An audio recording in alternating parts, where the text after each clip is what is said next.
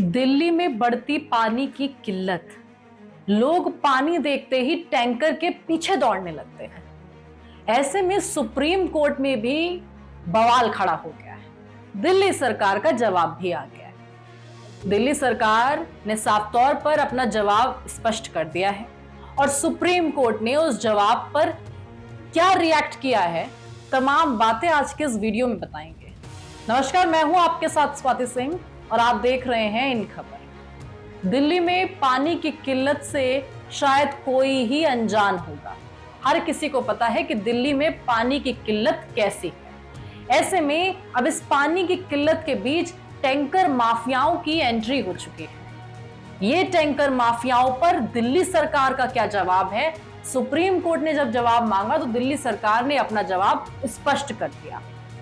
आपको बता दें कि सुप्रीम कोर्ट में दिल्ली में पानी की किल्लत को लेकर जिस तरीके से ये पूरा मामला चल रहा है, ऐसे में इस मामले पर जब सुप्रीम कोर्ट ने दिल्ली सरकार से जवाब मांगा तो दिल्ली सरकार ने अपना जवाब साफ तौर पर स्पष्ट कर दिया कि ये जो टैंकर माफिया हैं, ये दिल्ली के बाहर हरियाणा से आते हैं। यमुना पार हरियाणा से आते ये टैंकर माफिया पर दिल्ली सरकार कार्रवाई नहीं कर सकती। ऐसे में अब सुप्रीम कोर्ट ने इस पर जवाब दिया है कि अगर दिल्ली सरकार इस पर कार्रवाई नहीं कर सकती तो वो दिल्ली पुलिस को ये सौंप देगी। जी हां, आपको बता दें कि जिस तरीके से सुप्रीम कोर्ट में चल रहा दिल्ली का ये जल संकट मामला, इस पर लगातार सुप्रीम कोर्ट रुख कर रहा है और हर संभव प्रयास कर रहा है कि किस तरीके से दिल्ली के अंदर जो पानी की किल्लत है, जो पानी की बर्बादी है और जो पानी की किल्लत के बाद जो टैंकर होते हैं, उनके पीछे जब दिल्ली की जनता दौड़ती है, ऐसे में टैंकर माफियाओं पर दिल्ली सरकार कार्रवाई क्यों नहीं कर रही है, इस पर सवाल खड़े हो रहे हैं। और सुप्रीम कोर्ट ने जब इस पर जवाब मांगा तो दिल्ली सरकार ने साफ तौर पर बोल दिया कि ये माफिया हरियाणा से आते हैं, ये टैंकर माफिया हरियाणा के हैं और ये जो पूरा मामला है उस पर दिल्ली सरकार कोई एक्शन नहीं ले सकती। ऐसे में मैं आपको बता दूं कि सुप्रीम कोर्ट ने दिल्ली सरकार की बुधवार को फटकार लगा दी है और फटकार ऐसी लगाई है कि जवाब के बाद उन्होंने साफ तौर पर शीर्ष अदालत ने रिएक्ट किया है और उन्होंने बोला है कि ऐसे में टैंकर माफियाओं के खिलाफ आपने क्या कार्रवाई की। दिल्ली सरकार से सुप्रीम कोर्ट ने जवाब मांगा है कि जो स्टेटमेंट आप दे रहे हो कि ये हरियाणा से टैंकर माफिया आते हैं, तो इस पर आपने कार्रवाई क्या की है। और उसमें साफ तौर पर उन्होंने सुप्रीम कोर्ट की तरफ से आया है कि यानी कि आज गुरुवार को ये मामला सामने आया कि दिल्ली सरकार ने अपना जवाब जब दाखिल किया तो सुप्रीम कोर्ट ने साफ तौर पर पूछ लिया कि भाई इसकी जब आप टैंकर माफियाओं से नहीं निपट पाए तो दिल्ली पुलिस को इसकी जो शिकायत क्यों नहीं की गई। मैं आपको बता दूं कि दिल्ली में जिस तरीके से पानी की किल्लत है, दिल्ली वासी इस पानी की किल्लत का सामना कर रहे हैं। दिल्ली सरकार ने पानी की बर्बादी से बचाने के लिए कई कदम भी उठाए हैं, वो भी आपको बताएंगे। लेकिन ये जो कदम उठाए हैं उससे पहले जो सबसे बड़ी प्रॉब्लम है वो ये है कि आखिरकार ये जो टैंकर माफिया हैं, इनसे दिल्ली सरकार क्यों डरती है।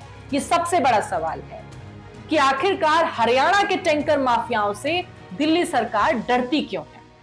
मैं आपको बता दूं कि जो जानकारी सामने आ रही है कि दिल्ली में पानी की किल्लत पर गुरुवार को केजरीवाल सरकार ने अपने जवाब में स्पष्ट कर दिया कि हम टैंकर माफिया पर कार्रवाई नहीं कर सकते क्योंकि टैंकर माफिया यमुना के दूसरी तरफ यानी कि हरियाणा में ऑपरेट करते हैं, हरियाणा से दिल्ली में एंटर करते हैं। दिल्ली जल संकट मामले में दिल्ली सरकार की तरफ से सुप्रीम कोर्ट में स्टेटस रिपोर्ट दाखिल की गई है और आज भी इस मामले पर सुनवाई है। इससे एक दिन पहले यानी कि बुधवार को मैं आपको बता दूं कि जस्टिस प्रशांत कुमार मिश्रा और जस्टिस प्रसन्ना बी वर्ले की जो बेंच है उसने दिल्ली सरकार से कहा कि अगर वे टैंकर माफिया से नहीं निपट सकते तो वो शहर की पुलिस से टैंकर माफिया के खिलाफ कार्रवाई करने को कहें। ऐसे में जो लगातार टैंकर माफियाओं का जिक्र हो रहा है कि जो टैंकर माफिया ये हरियाणा से ऑपरेट किया जाता है, ऐसे में इन टैंकर माफियाओं के खिलाफ कोई कार्रवाई नहीं होना, सुप्रीम कोर्ट का दिल्ली सरकार को फटकार लगाना और दिल्ली में बढ़ती पानी की किल्लत, ये साफ तौर पर जो ये पेश करता है कि अगर इतने सारे पॉइंट्स को जोड़ा जाए तो सवाल सिर्फ एक आता है कि आखिरकार इन टैंकर माफियाओं पर कार्रवाई करेगा कौन, और क्या टैंकर माफियाओं पर कार्रवाई करने के बाद इसका जो साफ तौर पर कहा जाए कि पूरा का पूरा सॉल्यूशन निकल के आएगा सामने कि आखिरकार इस पानी की किल्लत से कैसे निपटा जाएगा अगर टैंकर माफियाओं पर कार्रवाई की जाएगी। तो मैं आपको बता दूं कि दिल्ली सरकार के मैं उन कदमों की आपको साफ तौर पर वो बताना चाहती हूं कि दिल्ली सरकार वो जो कदम उठा चुकी है कि वो पानी की बर्बादी से जो है बच सके, पानी की बर्बादी कम की जा सके। तो यहाँ पर 10 पॉइंट्स मैं आपको बता दूं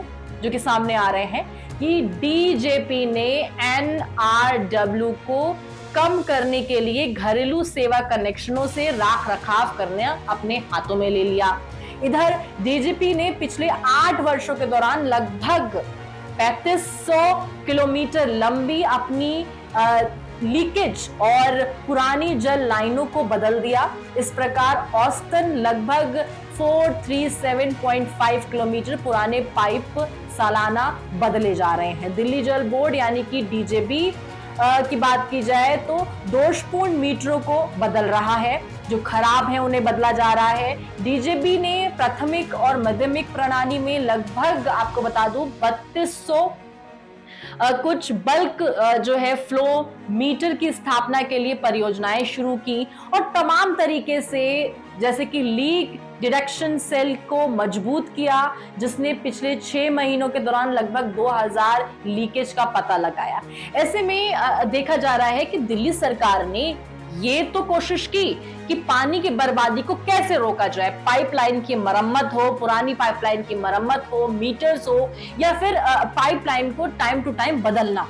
तो इन तमाम चीजों पर तो जो है निगाहें रखी गई, लेकिन अभी सवाल यह है कि पानी की किल्लत से फिर भी दिल्ली वासी जूझ रहे हैं।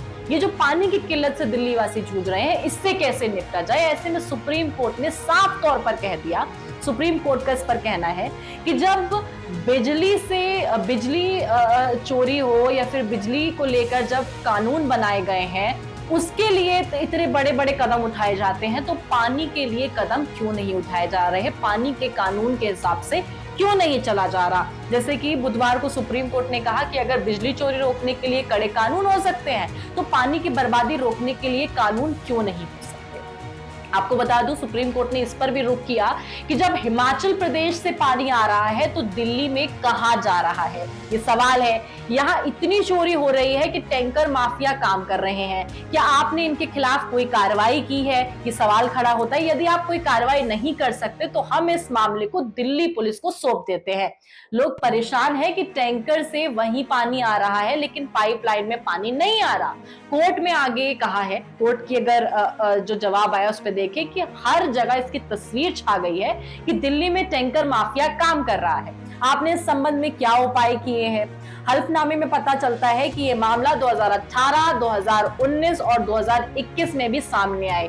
हर बार ये अदालत कहती है कि हम ऐसा नहीं कर सकते, ये काम यमुना जल बोर्ड द्वारा किया जाना चाहिए। तो ऐसे में बार बार सवाल ये आ रहे हैं कि जब दिल्ली में टैंकर माफिया काम कर रहे हैं तो इन टैंकर माफियाओं पर निगरानी कौन रख रहा है। इन टैंकर माफियाओं का जो ऑपरेट किया जाता है ये हरियाणा से किया जाना है, तो उसके बाद इन पर कार्रवाई कौन करेगा। जो पानी की चोरी है उस पर नजर कौन रखेगा, उस पर कार्रवाई कौन करेगा और दिल्ली वासियों को राहत की सांस कब मिलेगी और ये जो पानी की किल्लत है इससे निपटारा कब होगा। ऐसे में दिल्ली सरकार को लगातार फटकार सुप्रीम कोर्ट से लगाई जा रही है। इससे जुड़ी तमाम अपडेट के लिए हमारे साथ बने रहें और देखते रहें इन खबर। धन्यवाद।